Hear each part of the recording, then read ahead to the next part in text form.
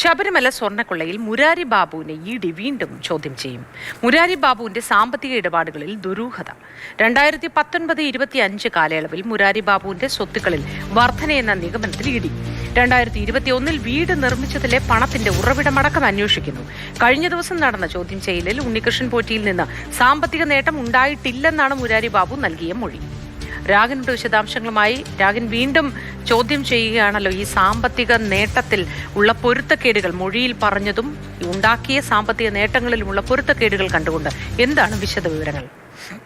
മോത്തി, കഴിഞ്ഞ ദിവസം ദേവസ്വം മുൻ അഡ്മിനിസ്ട്രേറ്റീവ് ഓഫീസറായിട്ടുള്ള മുരാരി ബാബുവിനെ ഇഡി 8 മണിക്കൂറോളമാണ് ചോദ്യം ചെയ്തത്. ആ ചോദ്യം ചെയ്തതിൽ വിശദമായിട്ടുള്ള സ്റ്റേറ്റ്മെന്റ് രേഖപ്പെടുത്തി. അതിൽ ഇഡി ചില നിഗമനങ്ങളിലേക്ക് ഇപ്പോൾ എത്തുകയാണ്. അതായത്, ഒന്ന്, ഈ മുരാരി ബാബുവിന്റെ സാമ്പത്തിക ഇടപാടുകളിൽ ദുരൂഹതകൾ ഉണ്ട് എന്ന് ഇഡി മനസ്സിലാക്കുന്നു. അതുമായി ബന്ധപ്പെട്ട കാര്യങ്ങളിൽ ചില സുപ്രധാന വിവരങ്ങൾ ഇഡിക്ക് ലഭിച്ചിട്ടുണ്ട്. ഇതോടൊപ്പം തന്നെ സ്വത്തുക്കളിൽ വർധന ഉണ്ടായിട്ടുണ്ട്. ഒരു അസ്വാഭാവിക വർധന ഇതുമായി ബന്ധപ്പെട്ട് ഉണ്ടായിട്ടുണ്ട് എന്ന നിഗമനത്തിൽ തന്നെയാണ് ഇഡി ഉള്ളത്.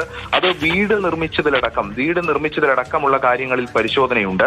ഈ വീട് നിർമ്മിക്കാനടക്കം ഉപയോഗിച്ചിട്ടുള്ള പണം എവിടെ നിന്ന്, അതിന്റെ ഉറവിടം, അതിന്റെ സോഴ്സ് ഉൾപ്പെടെയുള്ള കാര്യങ്ങളാണ് ഇഡി ഇപ്പോൾ അന്വേഷിച്ചുകൊണ്ടിരിക്കുന്നത്. അതിലടക്കം ഇഡിക്ക് വലിയ സംശയങ്ങളാണ് നിലനിൽക്കുന്നത്.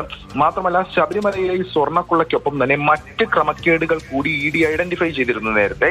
അങ്ങനെ മറ്റ് ക്രമക്കേടുകളിലൂടെ ഈ മുരാരി ബാബുവിന് പണം സമ്പാദനം അല്ലെങ്കിൽ മുരാരി ബാബുവിലേക്ക് പണം എത്തിയിട്ടുണ്ട് എന്ന ചില സൂചനകളും ഇഡിക്ക് ഇതുമായി ബന്ധപ്പെട്ട് ലഭിച്ചിരിക്കുകയാണ്.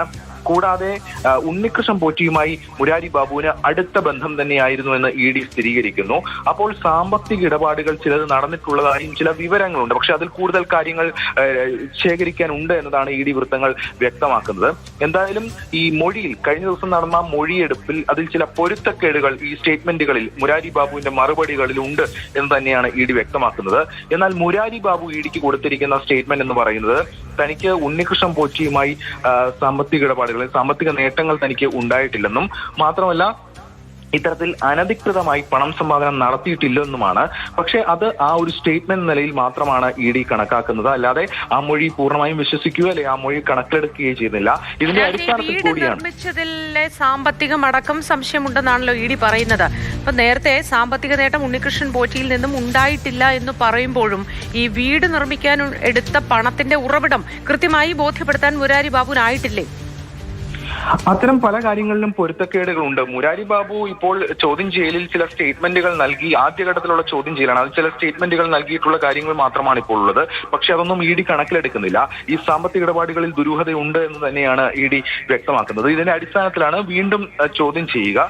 എന്തായാലും ഇഡിയുടെ ഒരു രീതി എന്ന് പറയുന്നത് അത്തരത്തിൽ ഒരു സ്റ്റേറ്റ്മെന്റ് രേഖപ്പെടുത്തി അത് വീണ്ടും അതിൽ ചില കോൺട്രഡിക്ടറി ഉണ്ടെങ്കിൽ അത് വെച്ച് വീണ്ടും ഇൻട്രോഗേറ്റ് ചെയ്ത് അങ്ങനെ മുന്നോട്ട് പോയാണ് തുടർന്ന് പിന്നീടുള്ള അറസ്റ്റും മറ്റു കാര്യങ്ങളും രേഖപ്പെടുത്തുന്നത്. അത്തരം പ്രോസസ്സിലൂടെ ഈ കേസുകളിൽ എല്ലാവരും കടന്നു പോവുകയും ചെയ്യും. ഇതിൽ ഒരുപാട് പേരെ ചോദ്യം ചെയ്യാനുണ്ട്. ഈ ദിവസങ്ങളിലൊക്കെ തന്നെ ഒരുപാട് പേരെ ചോദ്യം ചെയ്യുകയും ചെയ്യും. ഏതായാലും മുരാരി ബാബുവുമായി ബന്ധപ്പെട്ട് നേരത്തെ മുരാരി ബാബുവിന്റെ ജാമ്യാപേക്ഷ ഹൈക്കോടതി തള്ളുന്ന ഘട്ടത്തിൽ അന്ന് വ്യക്തമാക്കിയ 2 കേസുകളിലും സുപ്രധാന റോള് ഈ മുരാരി ബാബുവിനുണ്ടെന്നും ദേവസ്വം ക്ഷേത്രത്തിന്റെ സ്വത്ത് സംരക്ഷിക്കേണ്ടയാൾ തന്നെ അത് കൊള്ളയടിക്കുന്ന അവസ്ഥയാണ് എന്നതൊക്കെയാണ്. അത് നിർണായക ചുമതലയായിരുന്നു മുരാരി ബാബുവിന്. AO ആയിരുന്നതാണ്. മാത്രമല്ല, മുരാരി ബാബു അവിടെ ഈ ദ്വാരപാലക ശില്പങ്ങളിലെ സ്വർണം പതിച്ച പാളികൾ അത് ചെമ്പെന്ന് തെറ്റായി രേഖപ്പെടുത്തി ഉണ്ണികൃഷ്ണൻ പോറ്റിക്ക് കൈമാറുന്നതിൽ നിർണായക റോൾ എടുത്തിട്ടുള്ള വ്യക്തിയായിരുന്നു. മാത്രമല്ല, ഈ കേസ് വരുന്നതിന് മുൻപേ തന്നെ ദേവസ്വം നടത്തിയ അന്വേഷണവുമായി ബന്ധപ്പെട്ട് സസ്പെൻഷനിൽ പോയ ഉദ്യോഗസ്ഥനാണ്.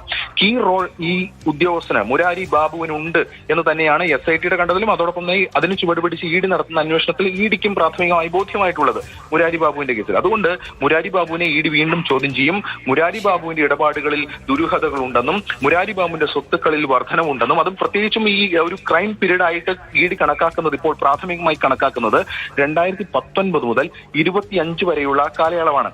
ആ കാലയളവിലാണ് ഈ വീട് നിർമ്മാണവും അതുമായി ബന്ധപ്പെട്ട കാര്യങ്ങളും ഒക്കെ നടന്നിട്ടുള്ളത് എന്നതാണ് ഇഡി സംഘം കാലയളവിൽ തന്നെയാണ് വലിയ സാമ്പത്തിക നേട്ടം മുരാരി ബാബു ഉണ്ടാക്കിയതായി ഇഡിക്ക് മനസ്സിലാക്കാൻ കഴിഞ്ഞിട്ടുള്ളതും വ്യക്തമായ ഉറവിടവും ഈ സാമ്പത്തിക നേട്ടത്തിൻ്റെതായി കാണിക്കാൻ ഒരുപക്ഷെ മുരാരി ബാബുവിന് കഴിഞ്ഞിട്ടുണ്ടാവില്ല. അതുകൊണ്ടായിരിക്കണം വീണ്ടും ഇഡി മൊഴിയെടുക്കുക, ചോദ്യം ചെയ്യുക. രാഗനാണ് വിശദാംശങ്ങൾ പങ്കുവച്ചത്. നല്ല ദിവസം ആശംസിക്കുന്നു രാഗന.